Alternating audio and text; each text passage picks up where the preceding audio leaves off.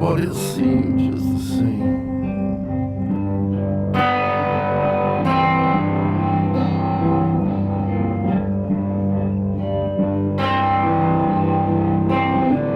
You might not see him in person, but it seems just the same.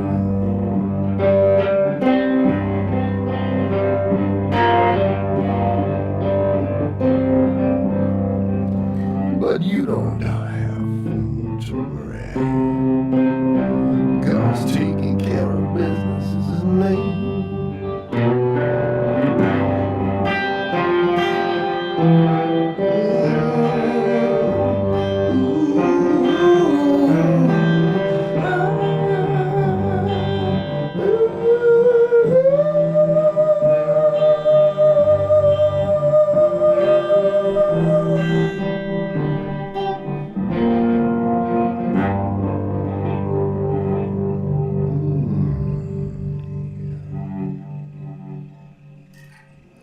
Good morning, everyone. Walter Parks here. The familiar squeak that you hear this Sunday morning is not the sound of robins nor sparrows. It's the sound of my full tone, full tube tape echo turning. And let me see if I can get you a picture of that. Some of y'all who tune in regularly know what I'm doing here. This is a mechanical device that's spinning just for you.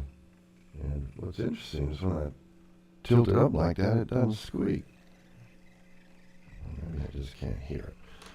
But that's a real tape echo, just turning and spinning, and it turns at the speed that I set the heads at. And it's quite a fascinating old school device. It's what the new digital things are based upon. Thanks for being with me this morning. I'd love to know who's listening if y'all are tuned in, and it's good for me to do these shows. They're a little bit of I have to prepare quite a bit. I've and to the extent that I can do that, it's kind of fun, and it's more relaxing for me. I lived with a preacher once in Asheville, North Carolina. A great guy named Howard Hanger, and he would get up at 5:30 every morning, all week long, and prepare his sermon for the upcoming Sunday. And I don't do that. I've got other things going on. Just practicing for various projects, getting ready for the road tour, fixing things around the house. It's not my full-time gig. But I do try to listen to records throughout the week and try to figure out what I'm going to talk about. I love the concept of value, and I want to demonstrate some things that are of value. And at the end of the day, there's a song that I love that's a shape note song, and I play it a lot in my show. I'm going to be playing it on my upcoming tour, and it's called Am I Born to Die? And you just think about, well, if I'm just going to die and do all of this in between my birth and my death, what's the point of living, And we don't have much control over that. I mean, we could stop our living, but we don't have much control about being brought into the world. You didn't have to tune into my show to get that information. But along the way, we ask ourselves these questions. Why am I bothering with all this, And what is my point? I love that squeak. Do y'all mind? It kind of reminds me of, like I said, the wildlife.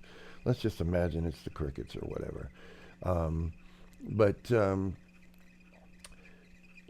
What's the point in me setting up all this gear every Sunday morning and trying to reach out to you? What's the point in me trying to talk to God in my prayers? Is God even listening? Is God even there? These are things that we ask ourselves, and I am here to tell you I can't validate the existence of God. We can't do that this Sunday. I'd love to be able to give you that assurance, but I can't prove it. But what I can prove is the bounty of connection from doing this every Sunday morning. It keeps me connected to y'all, and the listenership grows. I remember being down in Winter Haven, Florida recently, about a year ago, and a man came up to me. I didn't know the man, and he says, "I listen to your show every Sunday morning, and it's really delightful." And I said, "Well, what do you do? What do you do?" I'm curious as to, you know, what how a person spends their life throughout the week and what would drive them to listen to me. Why would they take pleasure in my show?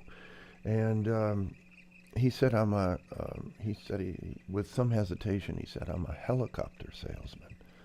And and I thought, well, that's very interesting. I didn't know that folks of that ilk were listening to my show. I mean, whatever that means, you know. I mean, he could be, and I assumed he was a military helicopter salesman. Maybe he worked for the the company that provides the first responder helicopters. I don't know. Life is full of assumptions. We can make assumptions about life that we possibly better not. But that brings me to the subject of value and what people assume about you based on your assumed value. And that's why I want to take us through the Sacred Harp song, Idumea, Am I Born to Die? And we'll talk more about value in a second, and I will demonstrate two contrasts in value. This was recorded at the second annual Irish Sacred Harp Convention, I think in 2012. And I developed a guitar version from this recording, and I'll tell you about that in just a moment. If Margot could spin that, it'd be great. Idumea. Oh, that's for me to spin. Sorry, she's looking at me like, what the hell are you thinking about? Oh, I love this. Live radio. Hold on a second, y'all. Forgot that I didn't send her this media, but here you go. Y'all ready?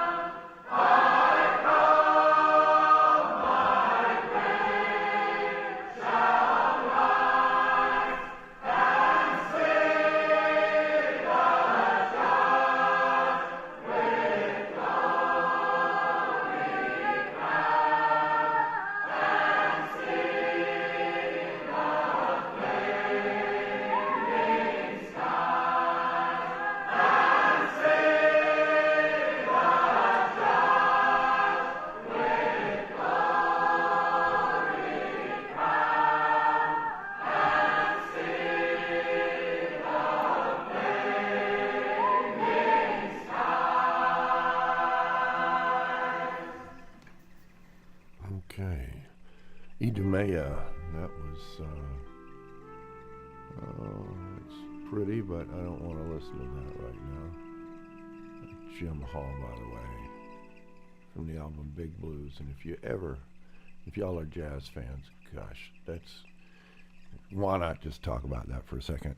I don't know if you heard that, but that was a little teeny bit of the beginning of Pavane for a Dead Princess. And one of my favorite jazz records is Big Blues by Art Farmer and Jim Hall. I strongly advise you pick that up. Anyway, back to the here and now. And Jim Hall has gone on to the by and by. So, but the song Idemea is Am I born to die, to lay this body down, and must my trembling spirit fall into a world unknown? Yes, it must fall into a world unknown. That's just the way it works. And the way I figure it can't be that bad. Like I said last week, and like I'll say many weeks, if it's lights out, that's not so bad. We can't. None of us can imagine that. The closest we can get to imagining that is in the dream state.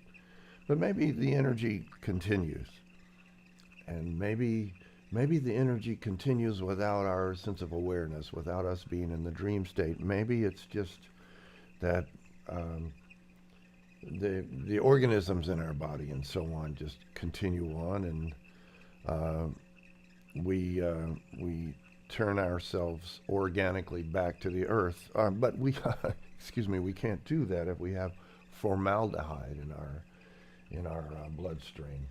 So that's a good reason, at least in my thinking, to just be put right in the ground. None of the. I don't want preservatives. I want to be in a.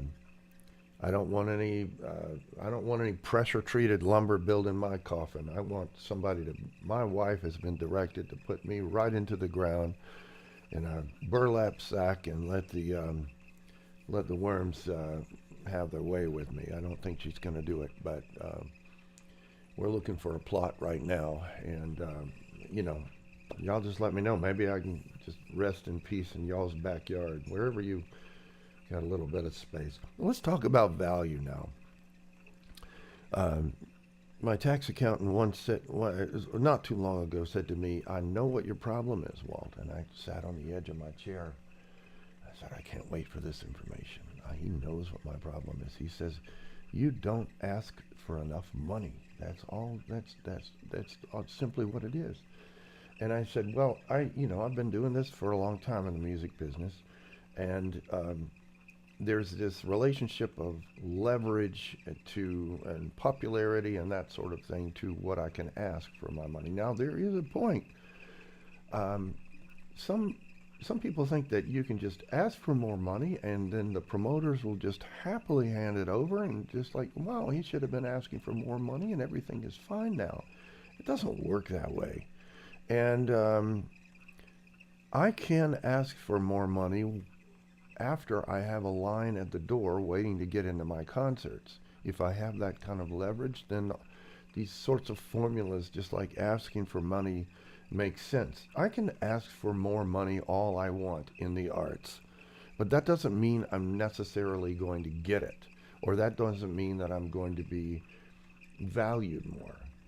And frankly, sometimes when you ask for no money, people value you more. I mean, an example of that is I remember seeing Richie Havens play. We played one show that was particularly memorable for me in downtown Detroit, and a sea of people were there, more people than I'd almost ever seen Richie play for specifically.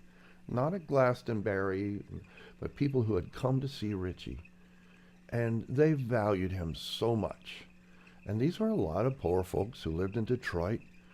Honestly, a lot of it was just the black community just showed up in mass. A lot of those folks didn't have the $40 or $50 to subscribe to a concert series, seasonal concert series, that kind of thing. They showed up in Detroit, and what a wonderful afternoon that was. Right there next to Cobo Hall, right there on the water. But it did get me thinking about value, and I think in the United States of America we have this real cozy relationship with value. Whenever I go to Soho in New York, for instance, there's a part of me that when I walk around and I see those high fashion guys and those cosmopolitan ladies walking around in the latest fineries, there's a part of me that's like, man, I'm just not on that level. And then I'll go into Rudy's guitar store or something on Broome Street, and I'll play a little bit, and people will kind of gather around. I was like, wow, who is this guy? That's what people always say about me. And then I'll start to feel my value again. I'll just play a little bit. And so, what I've done to impart my style upon this world, if you will, or to share my style, that really gives me value more than anything. It makes me feel really good. Yes, my fees are getting higher when I go out and play tours, but that doesn't make me feel valuable like just having people come up to me and sometimes be in tears and say, I enjoyed this so much. I haven't seen a concert like this since I was a kid. You know, you tell stories and connect the music to the listener and to you. And I just can't wait to see you again. That gives me value and infuses me with this sense of value.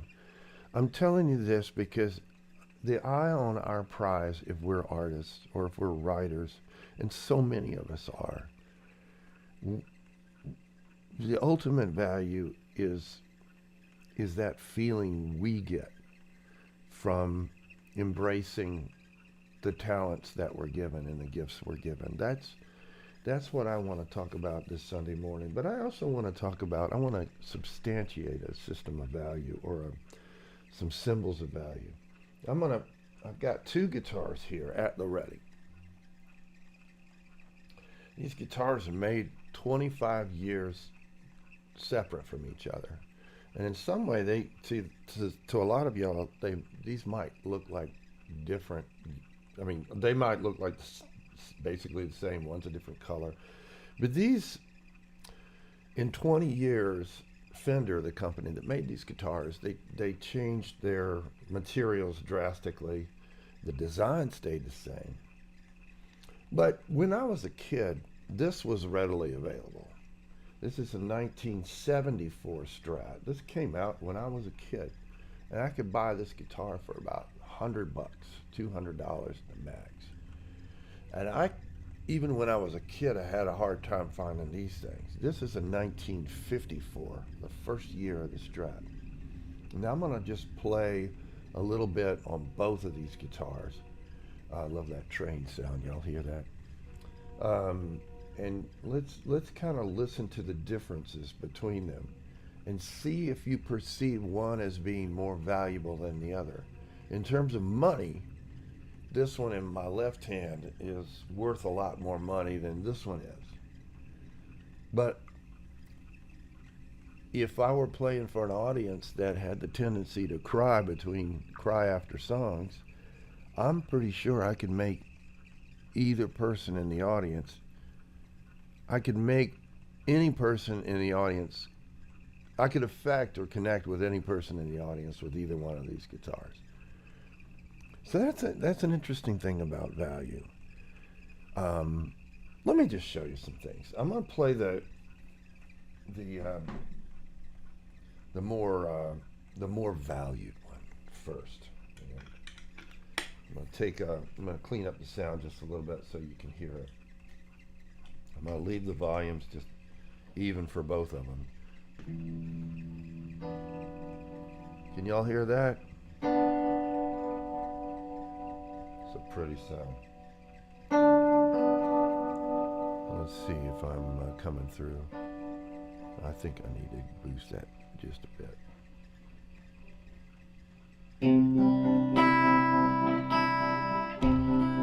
You getting that, Margot? Okay. All right, so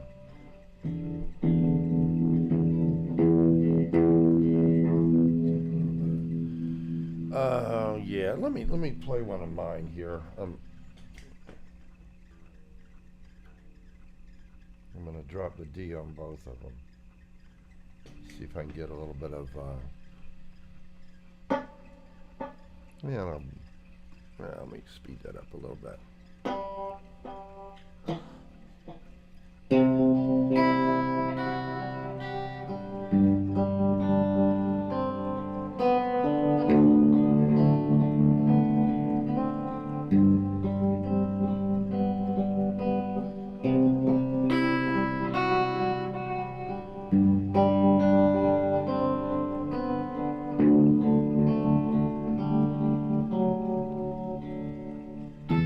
Like something secret,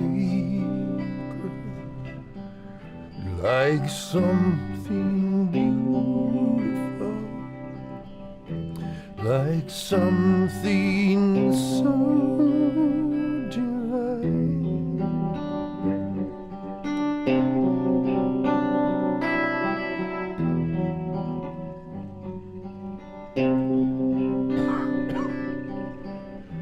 right in that moment, right when you know it, right then it's so divine.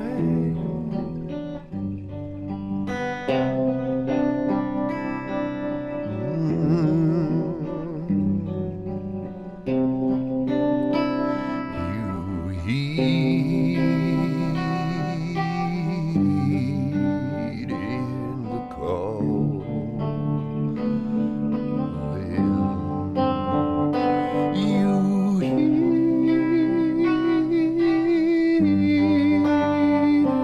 the calling.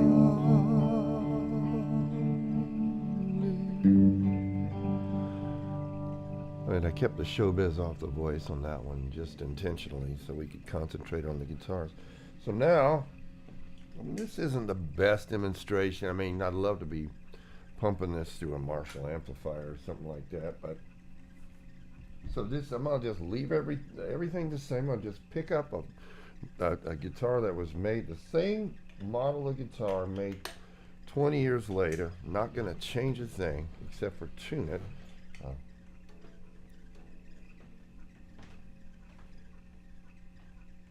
Yeah, let's just check it out. Pickups are set the same way.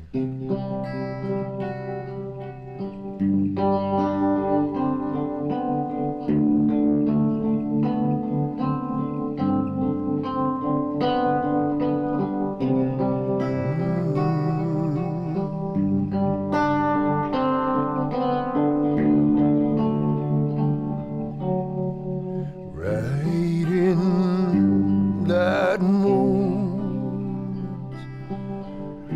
right when you know it, right then it's so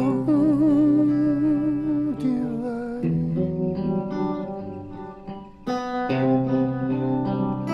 You heeded the calling.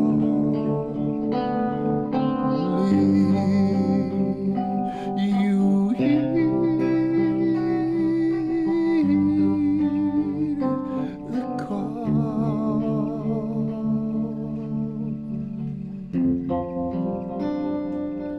Yeah, so even to my ear, and I know so much about these guitars, there's not a whole lot of difference. This one's a little bit, the black one's a little bit more kind of quacky sounding, a little more duckish, so to speak. You know, the vintage guitar aficionados are probably going like, geez, what is he doing with those things? But this one here, the black one, the 1974, it's got a little bit of a it just kind of has that honky sound. That it's a little bit more. It's I don't know. I think a quack is a good adjective for it, or the quacky kind of vibe. And this one's a little bit more mellow to me. But you know, I'm here to tell you they both are valid. The materials that were used in the making of this older one are very different, but it doesn't mean that this one's more valuable than the other one in terms of its ability to affect the world or to affect a listener. Um, this is one solid piece of ash, and the other is a solid is I think 2 or 3 parts of alder. Well, this one might be ash. This is a 70s guitar, so it probably is ash. But it's a heavier ash. It's a newer ash, and plus it's got this thick black finish on it. But it's kind of cool. I love this guitar. Bought it here in St. Louis, and I knew just the second I opened up the case, I said, "That's a good one. I want that one." And but just as a little bit geeky, uh, what I'm doing in the studio today is I'm playing these guitars through. I'm playing them really quiet. But if you want, this is just a little. Just take a little bit of time. This applies to people as well as guitars, but you have to find the right situation for a guitar to really speak, and you have to find the right situation for a person to really speak. In other words, take your talents to a place where they're appreciated. I feel like my talents are appreciated in St. Louis. People like to kind of listen to music from the hips down. That's where I come from, especially with my swampy stuff. They like it when I play here. I like that. I'm in the right place. When I take my group Swamp Cabbage, for instance, to the Northeast, they like their music kind of from the shoulders up in the Northeast. It has to be poetic, and they have to understand the lyrics and all of that sort of thing, and it has to be meaning, and there has to be import to the lyrics. No value there put in that. I'm not making a judgment, but it's different. So I kind of avoid the Northeast with my group Swamp Cabbage. I stay down south. But when I'm taking my group, the Unlawful Assembly, which has a story behind it,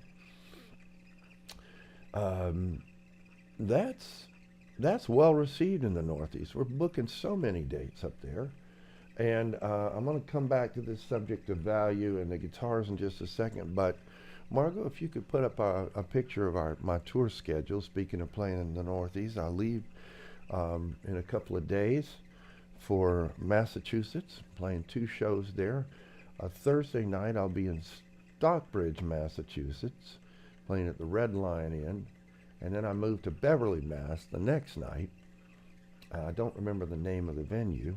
But on Saturday, I'll be at the Marial Center in, I think, New Milford, Connecticut, I believe.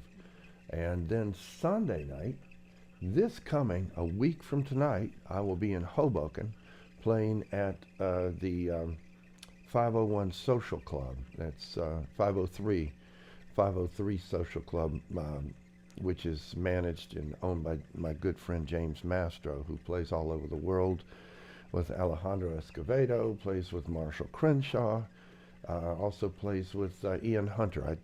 I don't know that Ian's still touring, but he used to, and he was an original member, James Mastro, of the Bongos. And great guy, fantastic guitar player, one of the best accompanists I've ever seen. And he's also got an album of his own on Empress Records. But anyway, if y'all are seeing that tour schedule up, I don't know. Is it not? Well, I just said the dates anyway.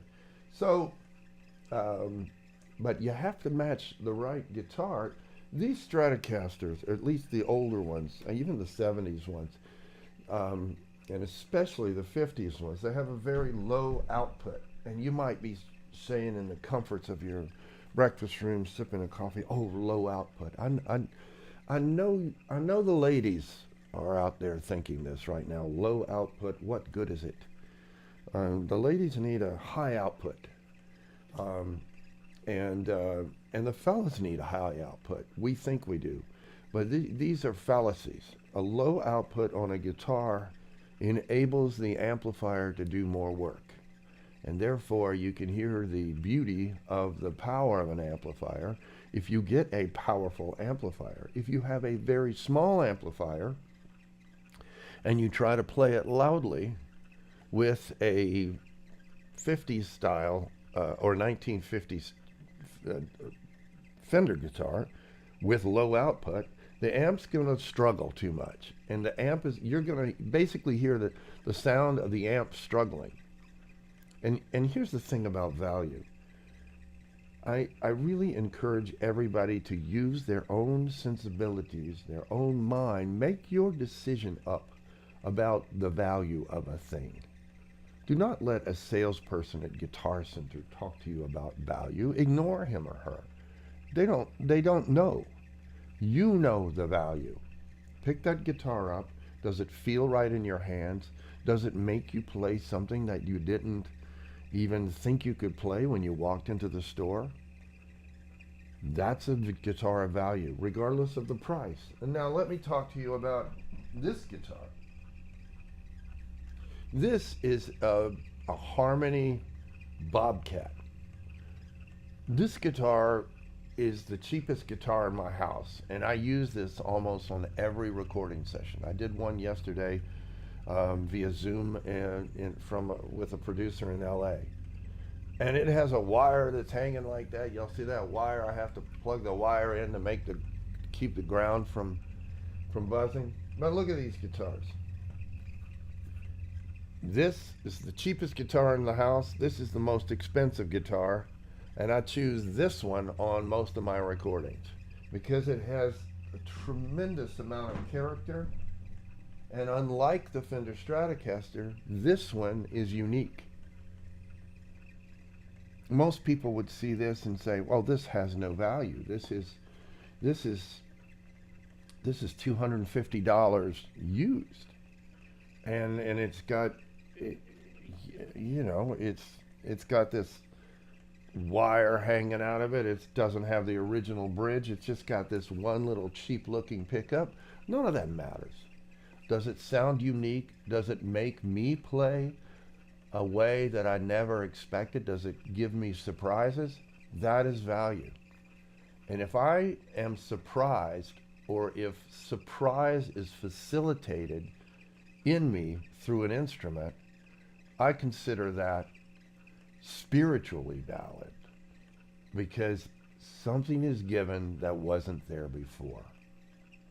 And I call that value. To me, that qualifies as value. Something positive is given that wasn't there before. And I wanted to talk a little bit about these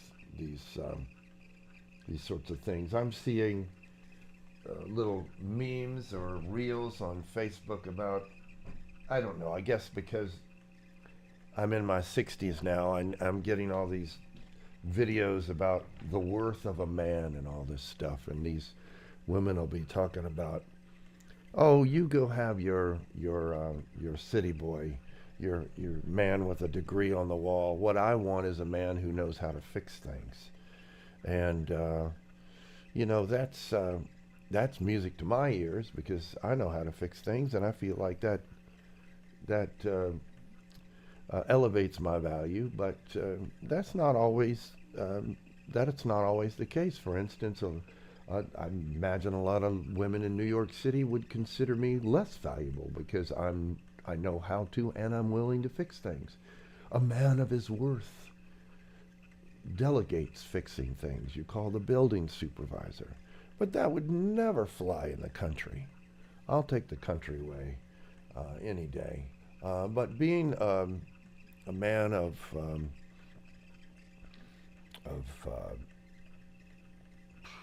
variety, I guess you'd say, I'm as comfortable in a cosmopolitan setting as I am in a more rural setting. I'm not a rural man by any chance, by any sense of the imagination. I can't grow crop. The only thing I can grow is tomatoes, really. And let me take a look at who's listening.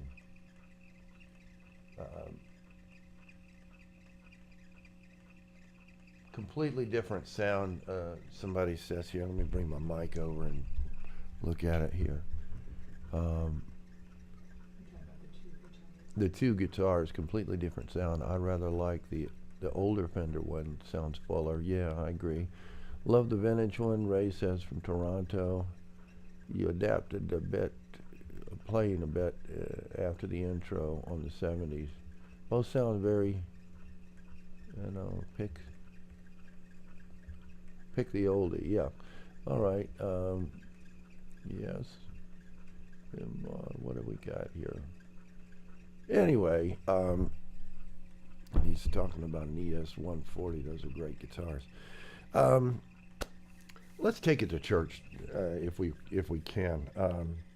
The thing about walking in Soho in New York is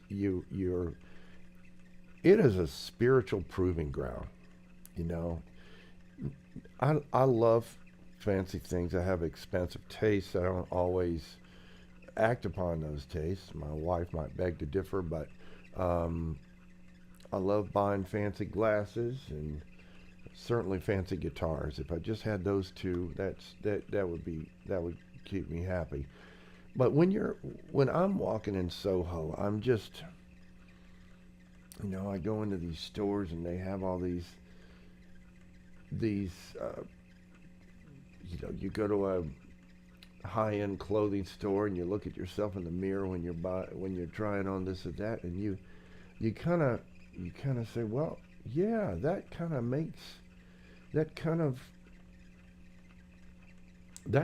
makes me feel a little better about myself. And now I want to be clear here. I just got through talking about how a guitar can give you this sense of surprise that you never knew you had, and I felt that was spiritual value. Why do I then not think that if I wear a John Varvatos coat, try on a John Varvatos coat for $2,500, and that imparts to me some sense of specialness? Why is that not spiritual value? And I think it's because it's so exterior. It has nothing to do with what I produce. And that's really, if I wore this John Varvatos jacket and I walked out and all of a sudden I just somehow, I was just I transitioned into just being this Samaritan, and I started helping people around me because of this jacket. I would say, okay, there's spiritual value there, but it has to do with the effect and what's produced. That's the answer that I would provide to that. What does this bring out in you that you never had before, beyond just this feeling of being better? Because I think that is false. In other words, with a guitar, I could go in and put something like this on my credit card and never play this. And I would feel like, okay, this is a symbol of success. I feel better about myself. That's the equivalent of that is going into John Varvatos and trying on a $2,500 jacket and sort of feeling better about myself. That's false. I mean, the feeling is real, the lift is real, but it really doesn't give you a spiritual elevation, in that you are not producing, nothing's flowing through you, nothing's flowing out of you by virtue of this possession, this material thing. And I think that's what certain people can do if you hang around the right people. That's what certain cities can provide. I think my wife has provided that for me in my life.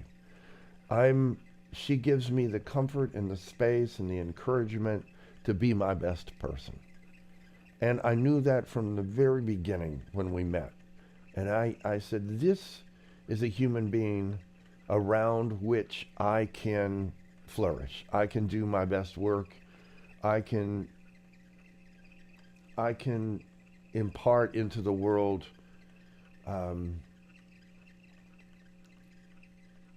I can get as close to being fully realized as I can, whatever that means. So to me, that's getting close to spirituality. That is spirituality. And I hope that I do that for Margot. I mean, we, like any relationship, we kind of, there are challenges, but I'd like to believe that I can help Margot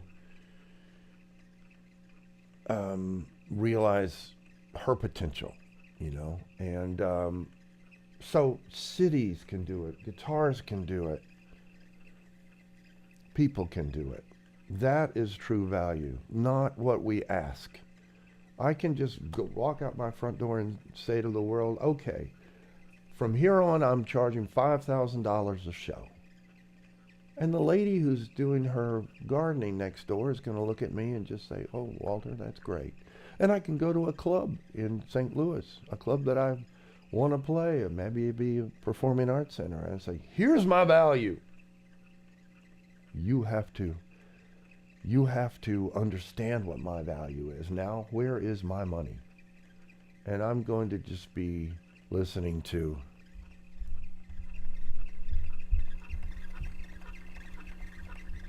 the sound of crickets. And I impart my value, I transfer my value, and my value is understood by affecting people. And I only can do that by capitalizing on the talents and blessings that I have been given. Let's talk to the preacher. We're going to go to Reverend O.L. Holiday. He's a new one in my collection. Let me see here. I don't even see if I've got his album ready for me, for y'all. Oh yeah.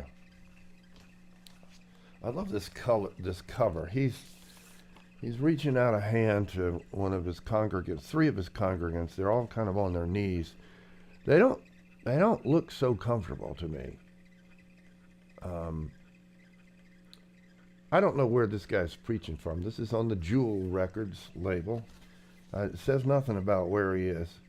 But I can tell you from listening to this audience, they are not infused with the Spirit in the way that some of the other ministers get their audience infused, like Reverend Cleophas Robinson. Maybe we'll get to him. But this guy's talking about being Reverend Holiday's message is come out from the in crowd. Come out from the in crowd. And I would call that Soho scene the in crowd. New York City is full of the in crowd. And let's see if you are hanging in the in crowd. See what the Reverend has to say about this. Hold on a second. Let me lower the needle. Right now in our eyesight. Yeah. But the same God that my grandmother served, the same Bible that served as a guide, is the same Bible today, and the same God today. If it was wrong then, it's wrong now. We have changed too much. Paul said the other day to the church at Rome, be not conformed to this world, but be ye transformed. I believe the Christian standard of conduct ought to be above that which is practiced and condoned by the world. We should take Christ as our example and become the example of the world. But we are conforming. We are conforming to the ways of the world. I'm not saying that the world have nothing to offer. It has a lot to offer, in a sense. But Paul warned these people that now, even though it may be pleasure in it for a moment, it's leading to destruction. They're offering you the bitterness as bitter as gall, all wrapped up in sugar. Not what it appears to be. The world have air-conditioned theaters with soft seats and a picture that will entertain us for hours. Some of us watch it and go to sleep and wake up and see it again. Cozy night spots with dim lights, soft music that's soothing to the taste. Paul said that there's pleasure in it, but it won't last. So don't you yield to it. Now, not only are young people wild and mad over the things of this world, but the adult as well. Everybody want to be young, and we seem to be intoxicated by the pleasures of this world. Yeah, we want to show ourselves young.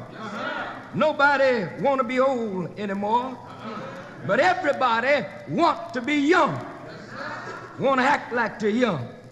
One time at a convention, I spoke and I saw a lady in the audience, elder lady, with a red hat,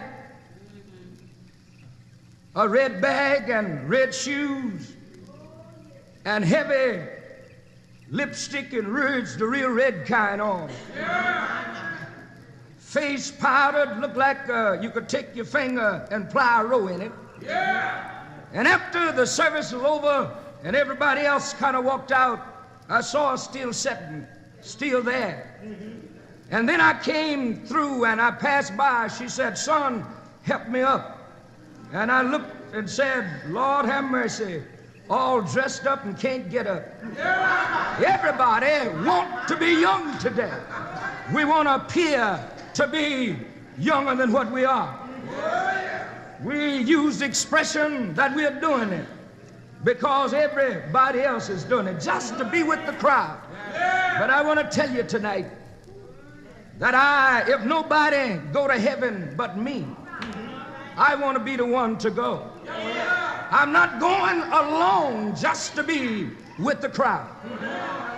Young women who desire to live a decent life are proposition for scholarships. Some a proposition, and some will sell their virtue just for a dime. That I may have what we call good clothes on my back. I want to be the best dressed person. I want to be identified with the in crowd. We're in with the in crowd. And I feel today that if anybody ought to be thankful, it ought to be those of us as a race. For the Lord has been so good to us. When the National League came to Houston, the theaters and the hotels and restaurants opened up. So many men and women stopped coming to their weekly church meeting just to go to the ball game, just to go to one of these big clubs. All right, and that side ends. And as y'all know from so many of the sermons that I've played, side A is, side one is just pretty much the preacher. The preacher will start in the old school black churches. The preacher will start with tell you which Bible verse he's going to be talking from, and side one on the record is he substantiates. He lays forth his sermon, and then he substantiates it, and then side two on a lot of these sermon records is just driving home the point. He's really not making. He's not making his point. He's made his point. He's driving it home, and he's frothing up the audience into a spiritual kind of ecstasy. But he does it melodically. You could just barely hear Reverend Holiday getting you know, you're talking about, his voice is starting to do that as opposed to just, I'm here to talk about First Corinthians or something like that. So he becomes, they all seem to become more melodic by side B, and it just becomes music after well into side B, and you know, maybe we'll play a little bit of that later. But I love that line. She had so much face powder on, you could take your finger and plow a row in it. I just love that. And he was trying to demonstrate in his way what I was talking about value. And I can wear that jacket, but I'm deceiving myself, really deluding myself to believe that I have value merely because I have purchased that jacket. Another thing that I want to talk about in terms of value is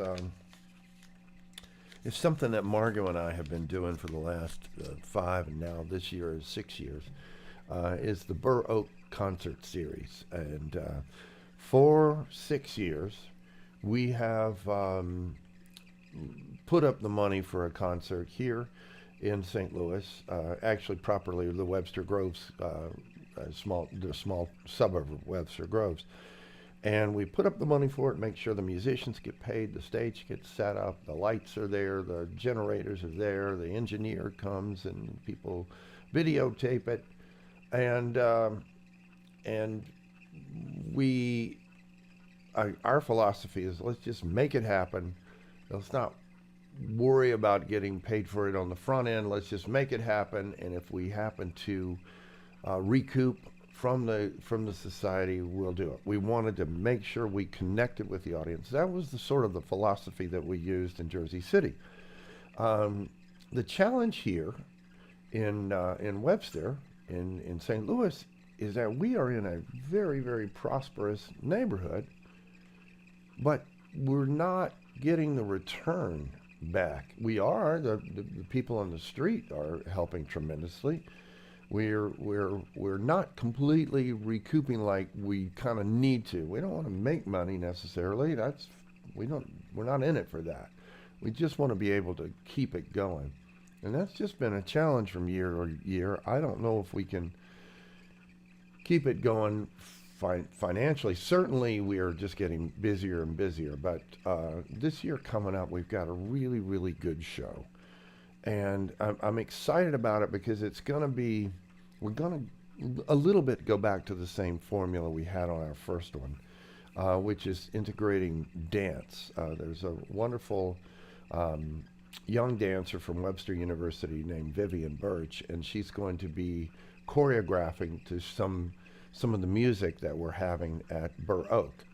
So the 6th annual Burr Oak concert is going to take place in Webster Groves on Friday, July 17th. It will feature my group, the Unlawful Assembly. It will feature the Moonrisers with Adam Schreiber and his partner from Detroit. We're bringing them in. They've got a new record produced by Dan Auerbach of the Black Keys. And it's also going to feature a fantastic guitarist named Vince Varvel. Vince has an album out that I heard, and the album is called Your Song. And I want to share something with you. And this is an example of me not really planning something, but I was inspired by the way Vince played this song. And I had this vision, if you will. It wasn't there before. It flowed through me, through his music, came through me, flowed out in the terms, in the form of a vision for the way to curate this particular concert at Burr Oak. And he did he does instrumental versions of cover songs, kind of like I do occasionally, but his versions are acoustic. And here's Vince doing a Radiohead song, and we are going to, Vivian Birch is going to choreograph to this song, and I can't wait to see this and some of the other choreographs that Vivian Birch does in a modern ballet form. Here's Vince Varvel with Radiohead's Paranoid Android.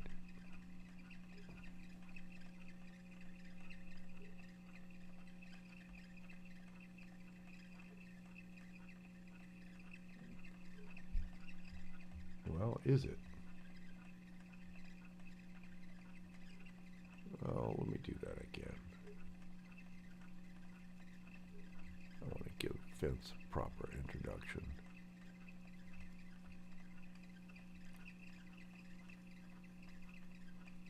Here's Vince Varvel doing an acoustic version of Radiohead's Paranoid Android.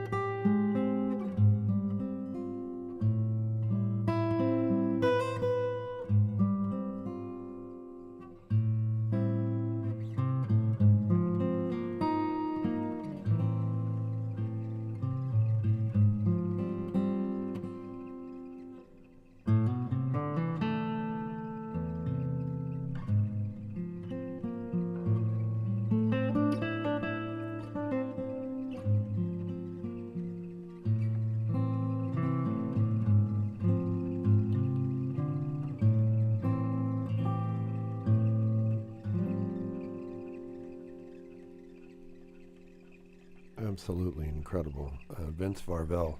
I can't wait to see that manifested. I can't wait to see Vince collaborating with dancer Vivian Birch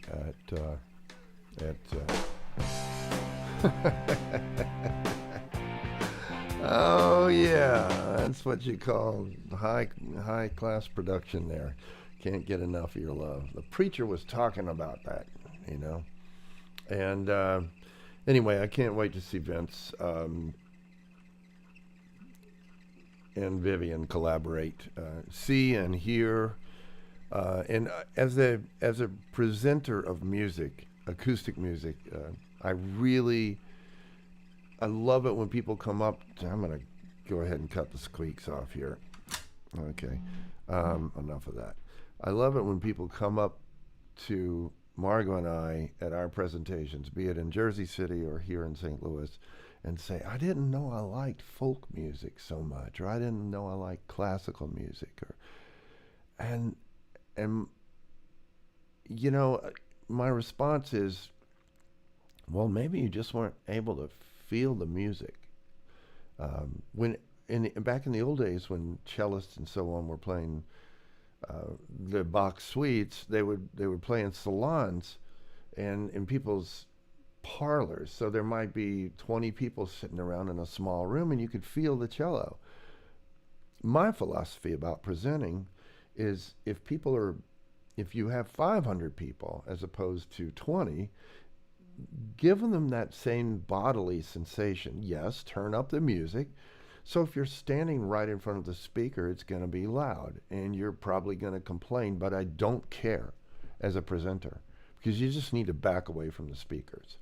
But I'm trying to create a feeling of the music, not just a mental interpretation of it. I'm not just transferring the spirituality of it, but I think the spirituality can be ignited if you can feel it in your body. You get it. I'm going to stop preaching. This has been a nice, interesting episode. I really didn't even know what I was going to talk about here today. I woke up this morning, and 5 minutes before we went on, I was messing with ZZ Top's Jesus Just Left Chicago, and I decided to do that one first. I wasn't going to do it.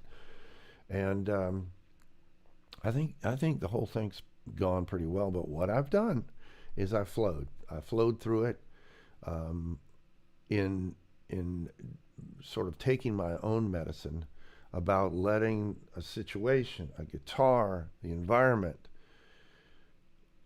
not being really fully prepared. I just embraced it, and I thought, what's going to come to my mind that is important to me at this moment? What is important to me?